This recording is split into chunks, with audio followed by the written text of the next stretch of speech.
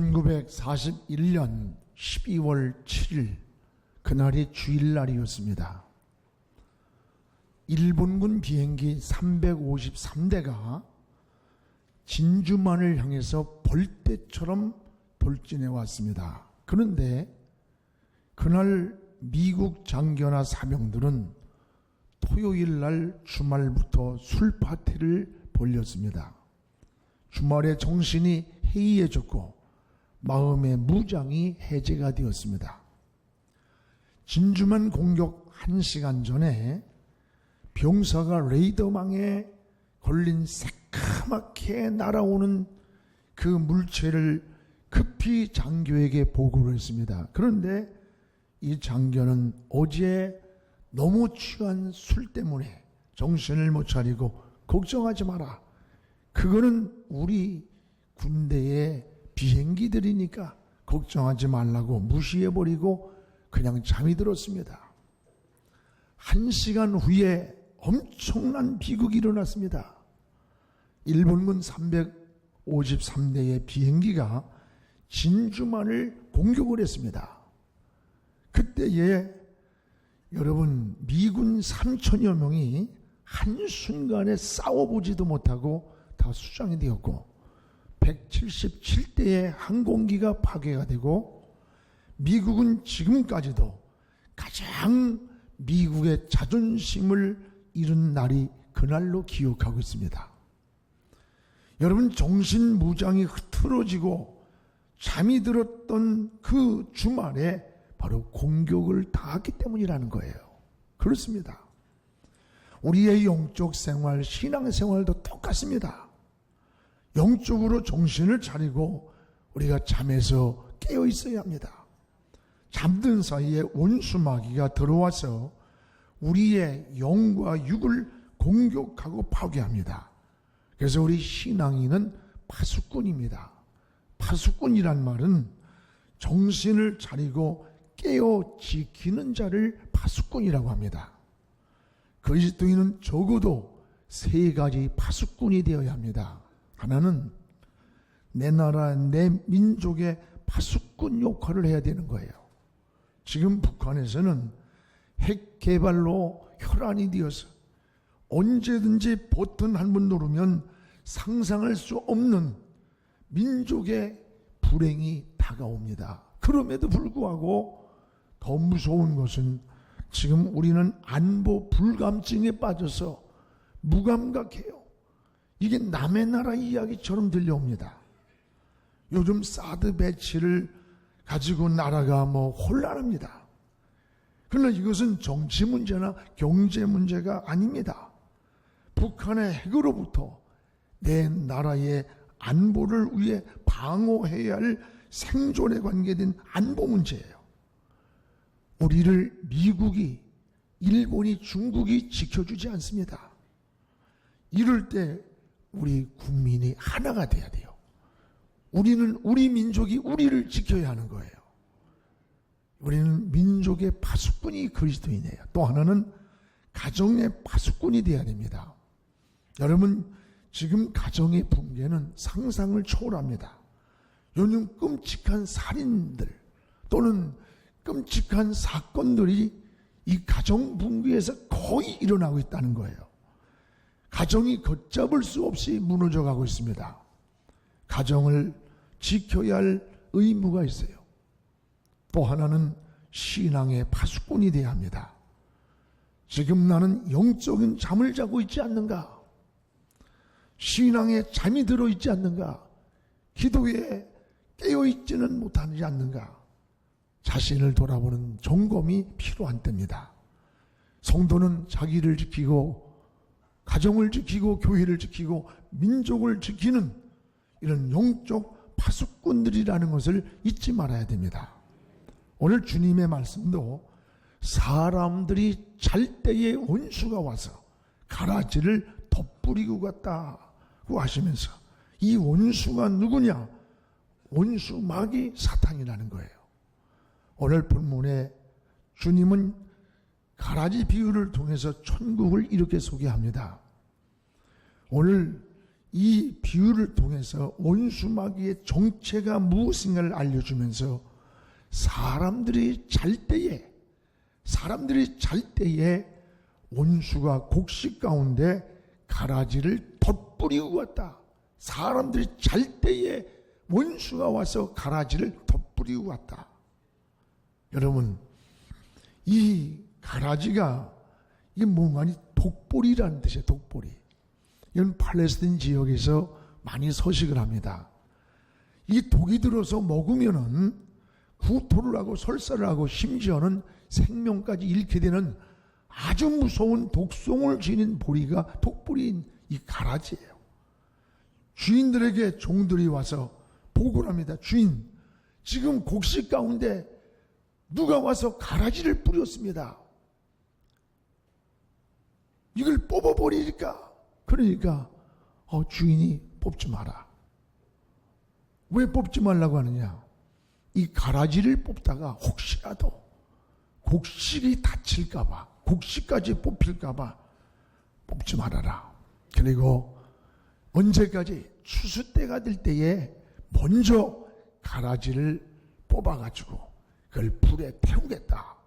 이게 오늘 본문의 내용이에요. 여러분, 우리가 살고 있는 세상에는 이 독보리와 같은 가라지가 얼마나 많은지 몰라요.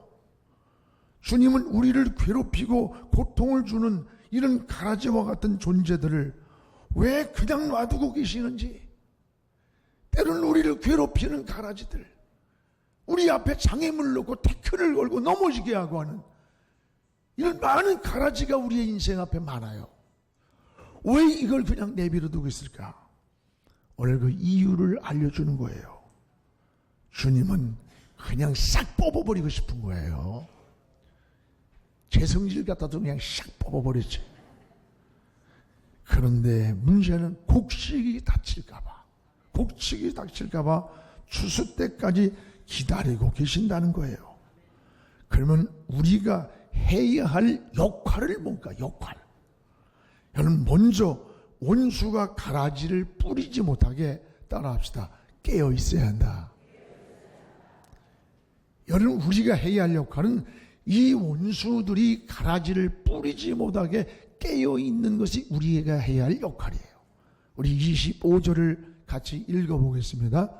사람들이 잘 때에 그 원수가 와서 곡식 가운데 가라지를 덧뿌리고 갔더니, 사람들이 잘 때에 라는 말을 주목하세요.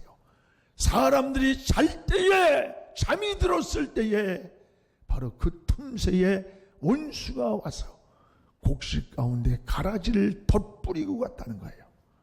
사람들이 잘 때에입니다.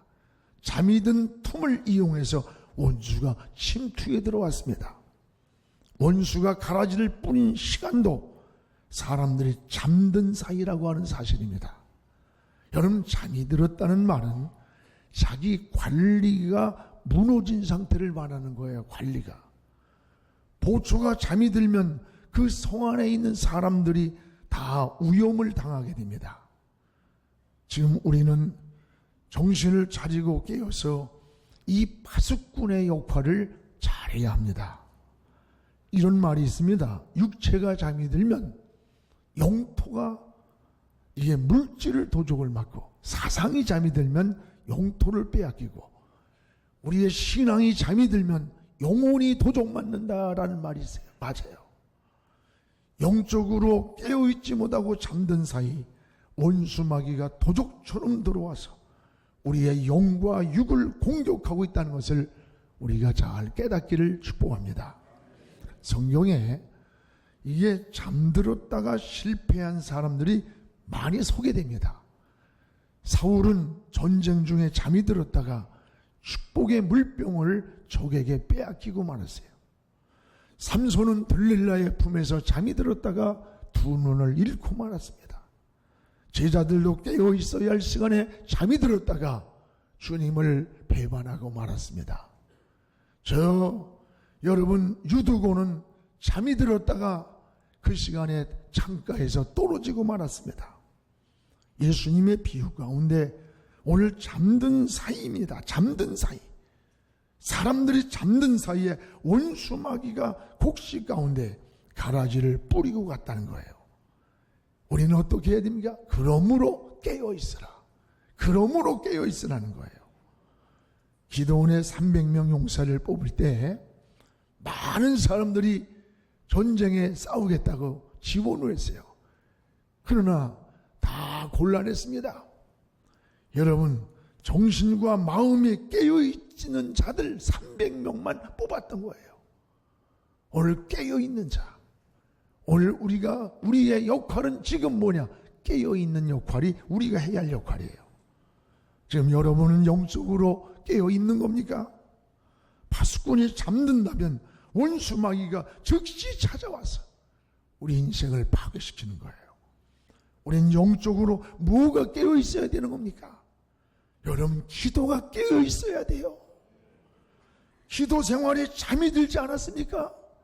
기도는 다른 사람에게 보여주려고 하는 게 아니에요. 하나님과 깊은 관계 속에서 교제하는 거예요. 오늘 우리 장로님의 기도에 굉장히 은혜를 받았어요. 또 여러분, 우리는 말씀이 깨어 있어야 돼요. 하나님 말씀은 곧 하나님이에요. 말씀 속으로 깊숙이 우리 인생이 들어가야 돼요. 말씀을 통해서 우리는 안식을 얻어요. 평안을 얻어요. 거기서 길을 얻고 지혜를 얻습니다. 또한 잠들 때 가라지를 덧뿌리고 간 원수가 있음을 우리가 알아야 돼요. 우리를 파괴하고 이간시키고 거짓되게 만드는 마귀를 주님은 원수 이렇게 말했어요. 원수라.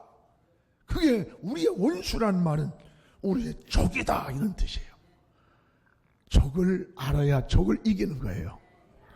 바로 이 원수 마귀는 우리의 적이에요.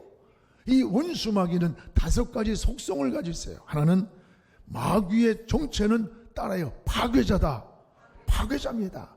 에덴 동산에 들어가 에덴을 파괴하고, 가정에 들어가면 가정의 행복을 파괴하고, 또 여러분 마음에 들어가면 마음의 평안을 파괴하는 자예요. 또한 마귀는 이간자입니다. 하나님과 우리 사이를 이간시키고 인간과 인간관계를 이간시켜서 파괴시키는 거예요. 그러나 우리 주님은 원수 마귀가 파괴한 모든 관계를 십자가로 회복시키려고 이 땅에 오셨습니다. 그래서 요한일서 3장 8절에 하나님의 아들이 이 땅에 오신 것은 마귀의 일을 멸하려 하십니다. 하나님의 아들 예수 그리스도가 이 땅에 오신 것은 이 원수 마귀가 파괴하고 이간하는 이 원수 마귀의 일을 멸하려고 오셨다는 거예요. 또한 마귀는 거짓자입니다. 요한복음 8장 44절에 처음부터 거짓말장이요 거짓의 압이라. 이건 거짓의 압이라는 거예요. 우리도 모르는 사이에 거짓말을 잘하는 사람은 내가 마귀에게 스스로 쏟고 있다는 걸 알아야 돼요. 그래서 우리가 정직하게 살려고 자꾸 기도해야 돼요. 거짓령이 우리 마음을 사로잡을 때 우리가 입만 열면 거짓말쟁이가 되고 거짓된 삶을 사는 거예요. 이 마귀의 한 속성이에요. 또한 마귀는 절망에 빠뜨리는 거예요. 절망은 사단의 방해 작전입니다. 성도들을 절망케 함으로 하던 일을 포기하고 중단하게 만듭니다. 의외로 많은 사람들이 이 절망에 잘 넘어져요. 교만에 안 넘어가는 사람도 절망에는 쉽게 넘어진다는 거예요. 절망은 낙심으로 시작해 자살로 이어지게 만듭니다. 요즘 최근에 들어 얼마나 사람들이 많이 자살한지 몰라요. 청소년들부터 어른들, 높은 자리, 낮은 자리, 가진 자, 못 가진 자, 할 것 없이 발생하는 것이 자살 사건이에요. 이 자살 사건은 바로 절망의 표현이며 결론인 겁니다. 여러분, 마귀는 우리를 절망에 자꾸 빠뜨리는 거예요. 또한 마귀는 우리를 비교의식으로 파괴시킨다는 거예요. C.S. 루이스는 비교의식을 통해 마귀는 인간을 유혹하고 있다라고 했어요. 열등의식, 비교의식이 강한 사람, 여러분 가만히 보세요. 열등감이 강한 사람, 어떤 비교의식이 강한 사람의 특징은 다른 사람보다 잘하면 굉장히 교만해요. 막 나팔부러대고, 반대로 못하면 쉽게 절망하고 좌절에 빠지고 맙니다. 그래서 이런 사람들은, 비교의식이 강한 사람들은 마음에 늘 여유가 없어요.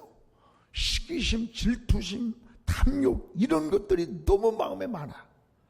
비교하다 보니까 이런 비교의식은 우리를 교만하게도 만들고 우리를 절망하게도 만드는 거예요. 이 모든 게 마귀의 속성이고 마귀의 장난이고 마귀가 하는 짓이라는 거예요. 썩지 않기를 축복합니다. 사랑하는 성도 여러분, 여러분의 신앙생활은 지금 어떻습니까?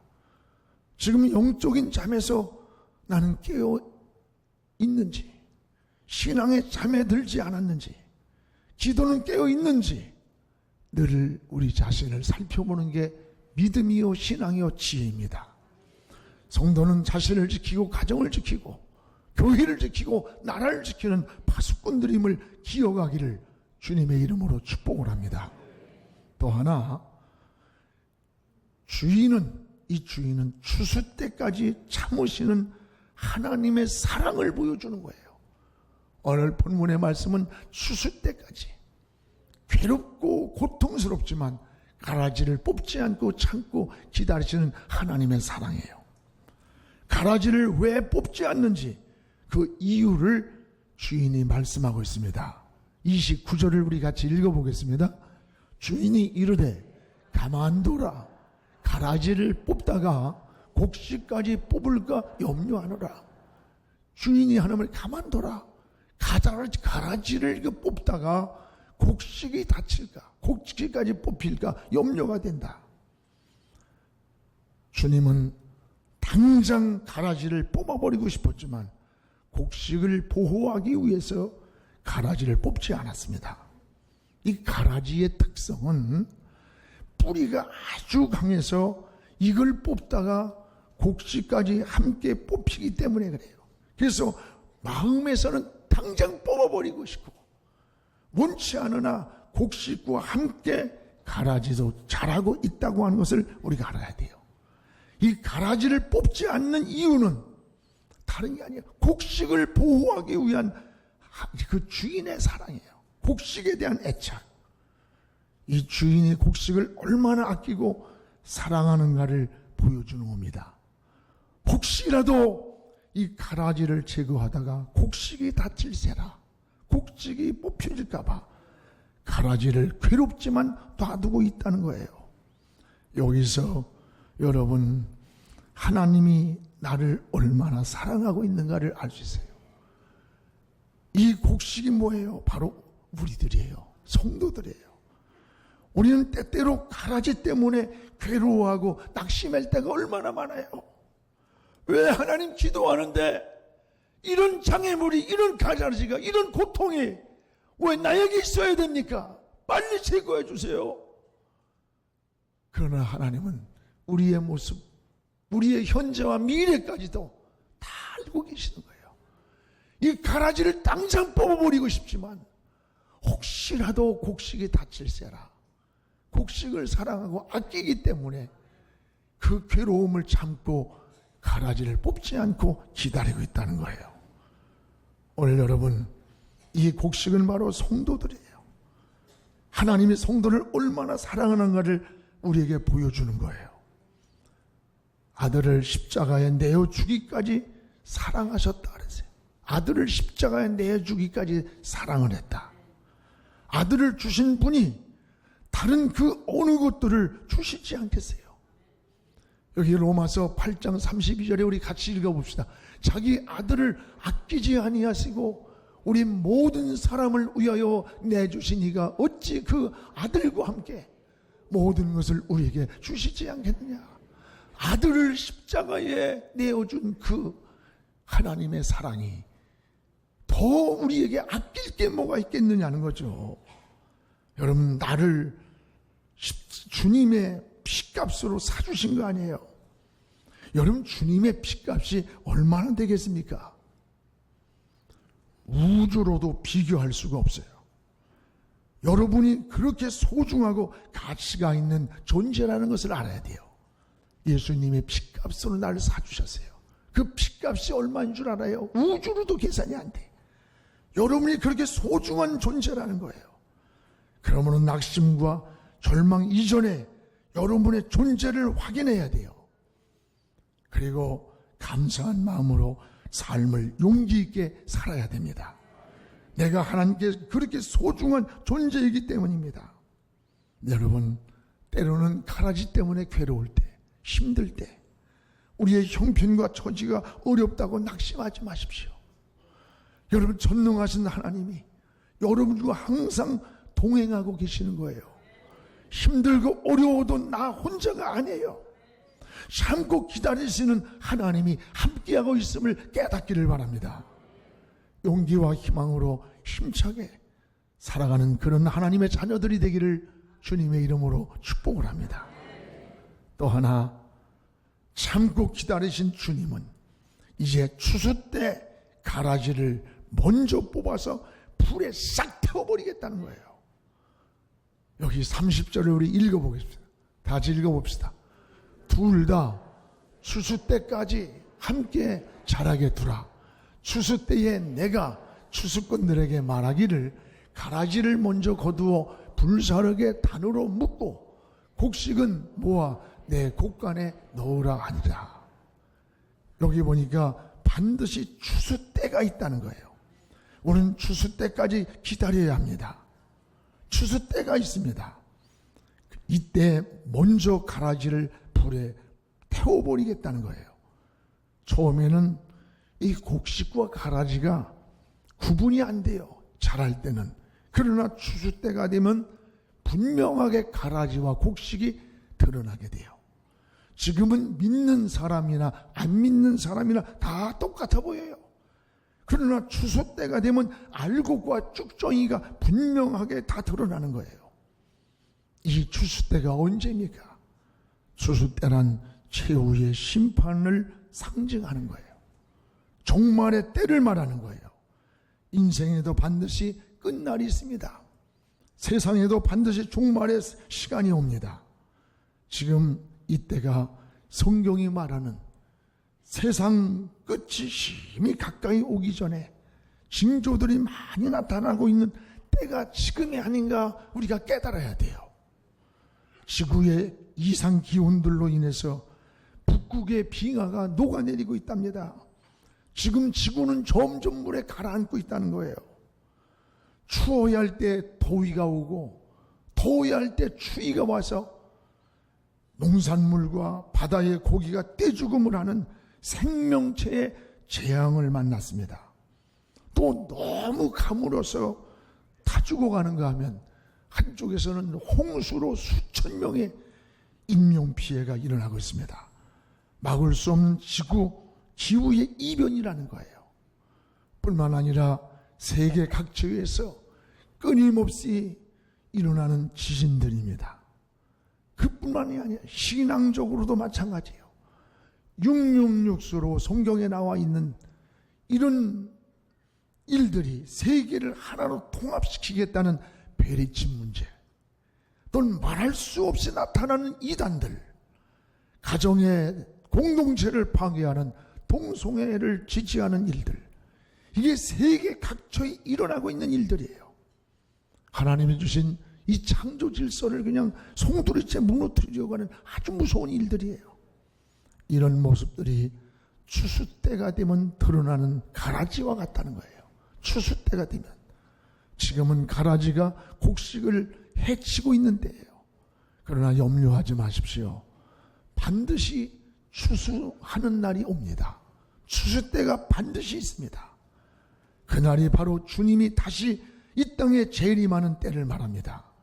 그날의 곡식은 주인의 곡간에 들어가게 되고, 그때 여러분은 신앙의 알곡이 되어서 주인의 곡간에 들어가는 알곡 성도가 되기를 축복합니다.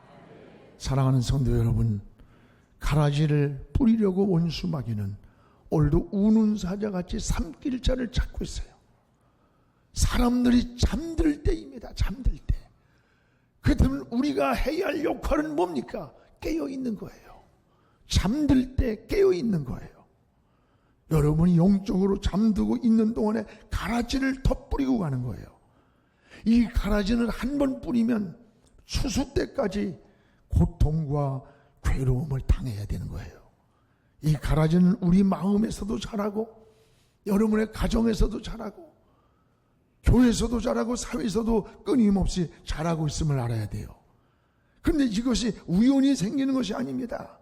원수마귀가 잠잘 때 믿음 가운데 덧뿌리고 간 거라는 거예요. 원수들이 가라지를 뿌리지 못하게 우린 뭘 해야 돼요? 깨어 있어야 되는 거예요. 그래서 오늘 말씀의 키워드는 깨어 있으라요. 깨어 있으라. 잠잘 때 원수가 찾아와서 그 시간에 틈을 타고 가라지를 뿌리고 가니 너희가 깨어서 파수꾼의 역할을 하라는 거예요. 깨어서 지키는 자가 파수꾼입니다. 여러분 정신이 깨어있고 영혼이 깨어있고 기도가 깨어있고 사명이 깨어있어야 잘 때의 원수가 가라지를 뿌리지 못하는 거예요. 오늘 여러분은 영적인 파수꾼자입니다. 파수꾼이 잠이 들면 큰일 나는 거예요. 오늘로 깨어서 파수꾼의 역할을 잘 감당하는 우리 모두가 되기를 주의 이름으로 축원합니다. 기도하겠습니다. 살아계신 하나님 아버지, 하나님의 은혜를 감사합니다. 오늘 사람들이 잠들었을 때에 원수마귀가 가라지를 믿음 위에 덧뿌리고 갔다고 했습니다. 주여, 잠들 때입니다. 잠들 때입니다. 주여, 우리의 영적 생활이 잠들지 않게 하여 주옵소서. 파수꾼의 역할을 잘 감당해서 깨어있게 하여 주소서. 우리의 심령을 지키고 가정을 지키고 교회를 지키고 민족을 지키는 파수꾼으로서의 사명을 감당하게 하옵소서. 예수님의 이름으로 기도하옵나이다. 아멘.